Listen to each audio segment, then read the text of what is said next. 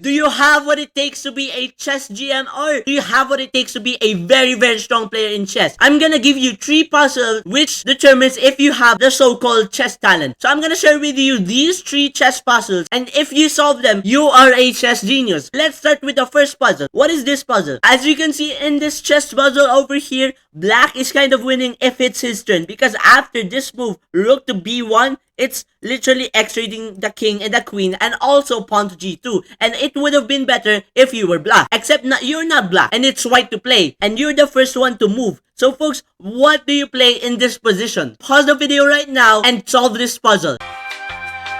So folks, if you do something like queen to d5, escaping from the attack of rook to b1, because if you do something else like bishop to f7, well then folks, you're gonna be skewered to death by this rook, and you have to move your king, and so your queen will be taken. You don't want that because his pawns are about to promote and make a queen. So folks, what are you gonna do? Escape the queen first, right? But if you escape the queen on d5, well then folks, there's something wrong. Because after queen to d5, well then folks, he's gonna queen his pawn on g3, that is turned into g2, and then he's going to promote into a queen. So what do you do in this position, folks? What is really gonna solve the problem here? Is it moving your queen? Is it moving your knight? Is it moving your bishop? So these white 3 pieces, what should you move? The queen is in danger here, but if you move it to escape it, well then folks, this pawn is about to queen.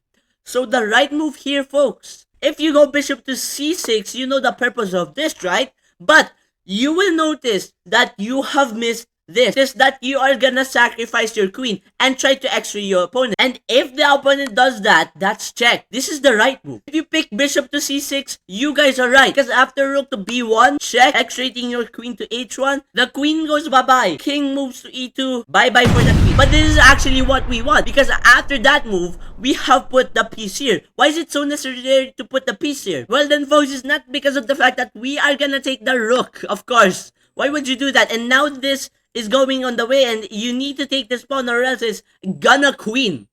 So folks, that is not the right move.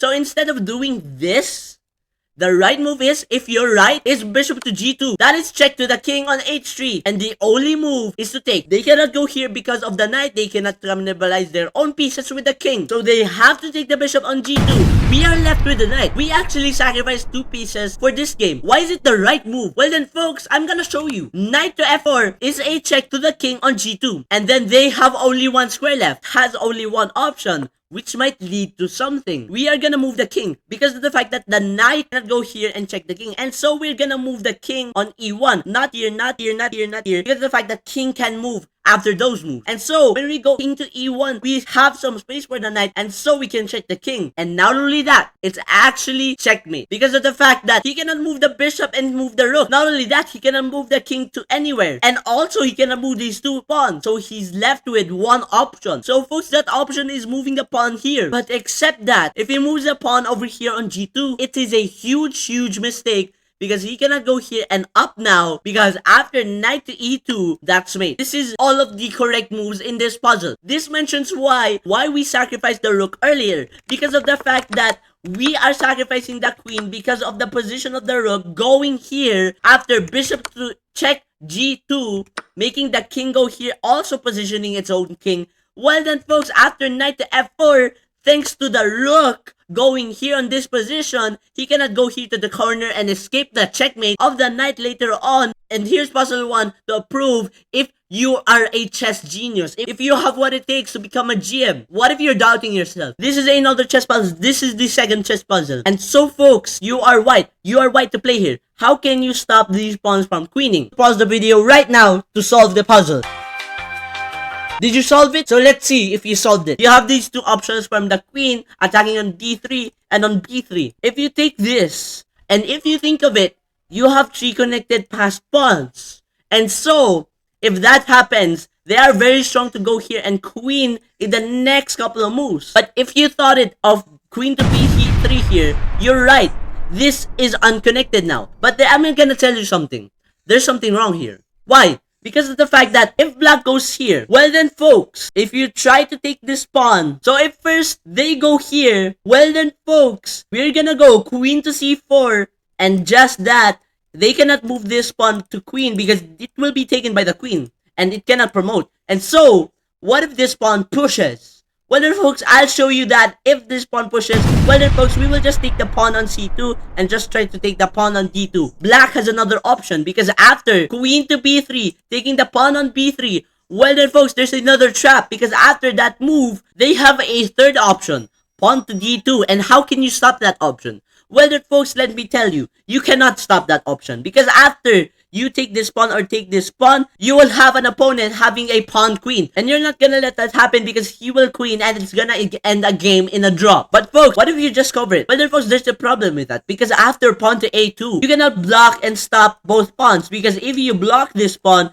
will come after and you cannot stop both of these pawns from queening. So you go first to this move, trying to go here and try to attack this pawn. Well, the pawn queens over here on this side of the board. And so folks, what if you go here instead of going here to b3? Well then folks, this is still queen. So folks, what is the solution here? You gotta take in mind, this is not the only alternative. We will go back to the alternative of this, where the pawns are connected and strong. Sure, they're strong, but there is a solution here. Because after the first option, pawn to a2, what if they go pawn to a2 first? We will take the pawn. We will just stop it if the pawn goes here. Well then, what if the pawn goes here on b2? Well then folks, we'll just take it. And so, this pawn cannot queen because if he queens, well then folks, we'll just take the pawn and we're winning the game. But folks, what if the next option happens? Option 2 for black. The pawn goes to b2. Well then folks, we will just block it. And so, they cannot move this pawn in the middle and so they have to move this pawn in the sides. And so, if they move the pawn in the sides, they will have to sacrifice one pawn. And so, they cannot queen anywhere because if you push this pawn to try to support this pawn from queening, well then folks, we will just take the pawn. Same thing to this situation right here. If this pawn queens, we'll just take the pawn. So folks, what happens if this happens? The same thing. Because of the fact that we already took one pawn, we can stop these two pawns next, and so the same thing happens. We will just take pawn one by one and they cannot queen in the game. And so folks, what if the last option happens? And so folks, what if this will happen? Well, actually just go here, guarding this pawn from queening, because if we don't, that is going to queen. If this happens folks, we'll just take the pawn, and so we're guarding this from queening, and the same thing happens, and we're just gonna take this pawn and this pawn. So folks, we're just gonna go queen to c3. But what if this happens next? Well then folks, I'm gonna show you that this can be stopped because after queen to b2, well then folks, they cannot go here to queen, they cannot go here because this will be taken. And if they do queen one pawn, well then folks, we're just gonna take it, and they cannot do anything about this because we're gonna take this and then we will just take this. And so folks, there's no way for them to queen after those moves. What if they go here, we take this, and the same thing happens to the other side? We'll just take the pawns. So folks, if you pick this move and not this move, which is the right move, and all of the sequence moves that are correct, then you are an absolutely chess genius out there. You can potentially be a GM in this one, and you have real chess talent to be a strong player in the future. And this is the last chess puzzle I have for you, and this chess puzzle can maybe even prove that you're really a genius in chess. So folks, these two puzzles, if you solve them, that's enough. You do really have the chess talent. But feel free to solve this puzzle. It's white to move in this chess puzzle. I just paused the video. So folks, it's white to play here. You're gonna play white first. If you guys guessed king to e1 first, you're correct. Because of the fact that the knight is only one that is aggressively going anywhere into the position, into the square. So folks, what will black do after this position? They cannot try to go here. They cannot try to move their pieces because it's blocked. Same thing for the pawn. They cannot push forward because the king is blocking this pawn and the other pieces are blocking other pawns. So folks, only one piece can move in this position for black. They can only go queen to e8. Well then folks, next thing we're gonna move is not the king because of course, the pawn will queen if we move the king to the f2 square. And you cannot take these pieces because they're protected. So the only option you have is to go for this pawn. You go for this pawn in 2 squares or 1 square. You go for it 1 square. I'll explain later. Because of the fact, if the queen goes here, a2, we will go pawn to h4. And if they go here and the same thing happens, the black queen can only move in this position. No other black piece can move. So they move the queen all after pawn to h6, queen to a1. After pawn to h7, what will happen? Do we promote this into a queen after queen to a2 and we finally reach almost the edge of the chess game? Do we promote into a queen? No, because of the fact that we need a piece that can keep the position closed while also gonna try to take the pieces. And so folks, what is the piece that is best for closed position? Of course, it is the knight, because of the fact that it can jump anywhere and can jump over pieces. So folks, we're gonna try to attack or take a piece that is a weakness here. So what is a weakness here? We're gonna take these 4 pieces first, our pawn, because of the fact that after we take it with a knight, it's gonna attack the king. First, we will identify all the weaknesses. If all the weaknesses are not really that defended strong, we can take them both. If we go here with a knight, what will happen? Our knight will be taken over here.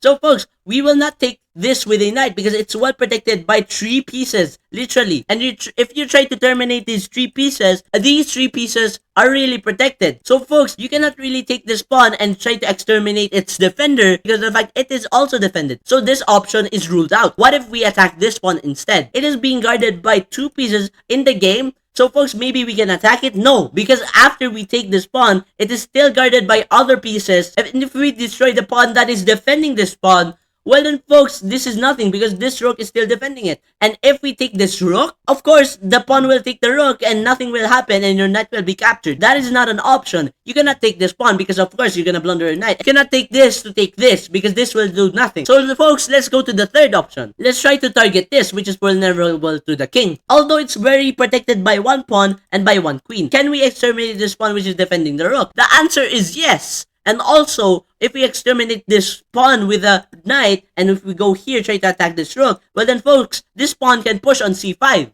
And so folks, we have to exterminate them both so that this pawn cannot push and defend that rook over here on b3. So folks, we'll exterminate this pawn and try to go here and attack the rook and take the rook. After this queen going to a1, we will go knight to f7, finding a way there somehow to move there, trying to move there to the knight, trying to take out the pawns over there on c5 and on c4. And so folks, knight queen to a1 will happen. And so folks, eventually knight to e6 will happen. And so after queen to a2, we will take the pawn on c5. And after that, and you might notice here that this is the last defender of the rook. We will take it by going knight here, transposing the knight, and queen to a2 will happen. We will go knight to e5, attacking that pawn, and queen to a1 will happen. We will take the pawn on c4, which is free and not defended. And so folks, now the next thing that we're gonna do is try to attack the rook and take the rook. And so folks, the only option they have is to move the queen. And so they're really trapped with the rook. And so if they move queen to a1, we'll just go and take the rook, and that's actually checkmate. But folks, in the earlier moves, why did we go pawn to h3 in the starting position, not pawn to h4? It has to do with the timing.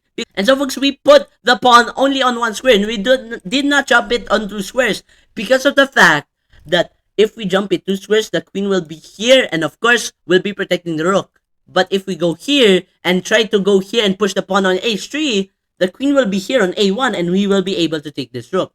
And so folks, if you solve that puzzle, you are complete genius. After these 3 puzzles that you've solved, you're ready to be a GM. You have chess talent. And so folks, those are all of the chess puzzles today that show you that you have chess talent. Please subscribe and like for more content like this to motivate me to make more videos like this. See you guys in the next video. Peace out. And I hope you enjoyed the video. These are 3 puzzles that can prove you are a genius at chess. And I hope you liked it. And if you do solve these puzzles, wow, that's insane. See you in the next video. Peace out.